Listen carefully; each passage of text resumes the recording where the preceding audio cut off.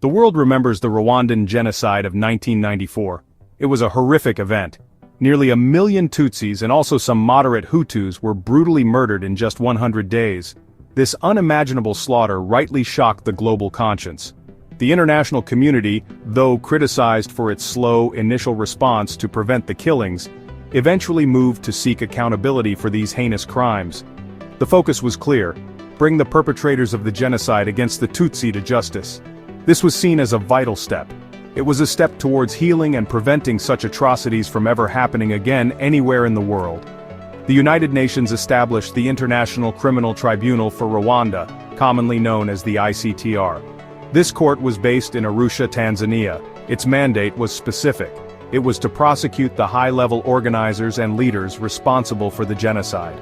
Many Hutu extremists, including government officials, military officers, and media figures who incited hatred, were indicted. They faced trials for their roles in the systematic extermination. The ICTR delivered numerous convictions, setting important precedents in international law. It firmly established that genocide is a crime against all humanity, and its perpetrators will be pursued. This international focus was crucial. It sent a message that such extreme violence would not be tolerated. It offered a measure of justice to the survivors of the genocide against the Tutsi. They had endured unspeakable horrors. The trials helped to document the atrocities and name those responsible. For many, this acknowledgement was a painful but necessary part of their journey towards rebuilding their lives. The global calls for remembrance and justice for the Tutsi victims have been consistent and strong. Memorials were built, and education programs were established to ensure the world would never forget. However, this pursuit of justice, whilst undeniably important, has not told the whole story of Rwanda's suffering. A significant disparity has emerged in how different atrocities committed during and after that period have been addressed. While the world's attention, quite correctly, centered on the genocide against the Tutsi, another chapter of immense suffering has remained largely in the shadows. This has created a situation often described as selective justice. It is a situation where the pain of one group is acknowledged, while the pain of another is often met with silence, creating deep unease. Following the genocide against the Tutsi, as the Rwandan Patriotic Army, or RPA, gained control of the country, a new wave of violence began. Many Hutu civilians, fearing retribution, fled Rwanda. Tens of thousands sought refuge in neighboring Zaire, which is now the Democratic Republic of Congo. They were terrified of what might happen to them under the new regime. These fears, tragically, were not unfounded for many. The RPA, in its pursuit of those responsible for the genocide, also targeted Hutu populations. This led to further widespread suffering and loss of innocent lives. Inside Rwanda itself, the situation for many Hutus became precarious. Thousands were arrested in the aftermath of the genocide. While some were undoubtedly guilty of participating in the killings, many others were detained without sufficient evidence. Prisons became massively overcrowded. Reports emerged of disappearances, detentions without trial, and even summary executions. Some accounts detailed instances of torture. These actions by the RPA, the forces that had been hailed as liberators, created a climate of fear for many Hutu civilians who had not participated in the genocide. Their suffering was often overlooked. The RPA's military operations extended beyond Rwanda's borders. In Zaire, refugee camps, which housed both genuine refugees and Hutu genocidaires, were allegedly shelled by RPA forces. Survivors frequently recounted horrific stories of being hunted down and shot. These were not isolated incidents. They formed a pattern of retaliatory violence that resulted in the deaths of many thousands of innocent Hutu men, women, and children. These were people who had fled in fear, only to meet violence in the very places they had sought safety. This violence was brutal and widespread. These alleged post-genocide killings of Hutus, often referred to as revenge killings or crimes against humanity by some observers, have not received the same level of international scrutiny or condemnation as the genocide against the Tutsi. They were not classified as genocide by international bodies. There has been no dedicated UN Remembrance Day for these victims. No trials specifically addressing these widespread RPA actions against Hutus have taken place at The Hague. This profound silence has effectively contributed to erasing their suffering from the dominant international narrative of Rwanda's tragic period. The disparity in how these two sets of atrocities have been treated is stark. The 1994 genocide against the Tutsi is rightly memorialized across the globe. International days of remembrance are observed. Museums and educational materials ensure that future generations learn about this horrific event and the imperative to prevent such crimes.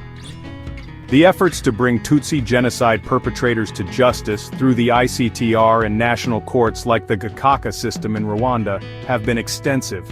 This international focus has provided a platform for Tutsi survivors to share their stories and seek redress, which is vital for healing.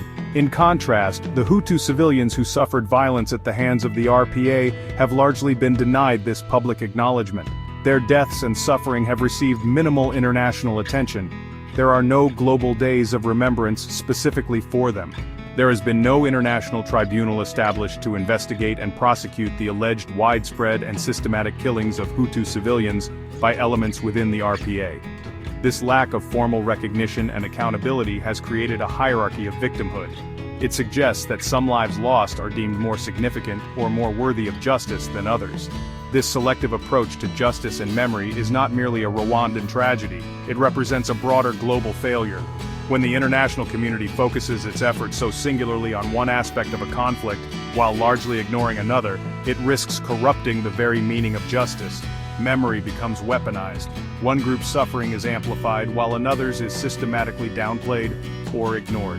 This imbalance makes the international community appear complicit in the erasure of some victims, undermining its claims of impartiality and commitment to universal human rights for all peoples everywhere.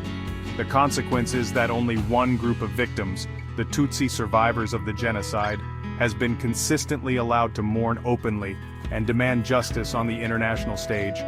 Hutu victims of subsequent violence and their families have often been silenced.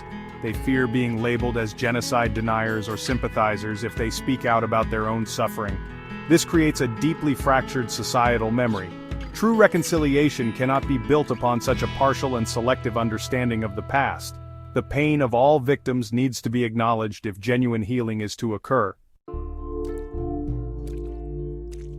The path to genuine and lasting peace in Rwanda, and indeed in any post-conflict society, must be paved with truth and comprehensive justice. This means acknowledging all victims, regardless of their ethnicity or the perpetrators of the violence they endured. The silence surrounding the suffering of Hutu civilians in the post-1994 period must end. Their stories need to be heard, their losses mourned, and their demand for justice considered with the same gravity afforded to the victims of the genocide against the Tutsi. This is not about diminishing the horror of the genocide, it is about recognizing that further atrocities were committed and that these too demand accountability. Without this, the wounds of the nation cannot fully heal. Acknowledging the crimes committed by some within the RPA does not equate to excusing the genocide. Instead, it reinforces the principle that all perpetrators of mass violence must be held responsible for their actions. True justice is not selective, it is universal, it must apply equally to everyone. This holistic approach is essential for rebuilding trust and fostering a shared sense of national identity based on mutual respect. The international community has a crucial role to play in supporting this more inclusive approach to justice and remembrance in Rwanda. This involves encouraging open dialogue about all aspects of the country's tragic past. It means supporting efforts to document and investigate all alleged atrocities, not just those that fit a pre-existing narrative. Financial and technical support could be provided for initiatives that seek to give voice to the forgotten victims and explore avenues for accountability for crimes committed by all sides. This would demonstrate a genuine commitment to justice for all Rwandans. Ultimately, peace built on selective memory is fragile. It is a peace that papers over deep resentments and unresolved grievances. For Rwanda to achieve a truly sustainable peace, one that transcends ethnic divisions and historical animosities, it must confront its entire history. This includes the good, the bad, and the deeply uncomfortable truths.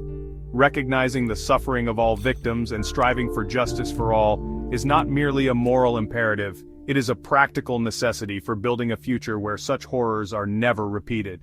Only then can the promise of never again hold true meaning for everyone.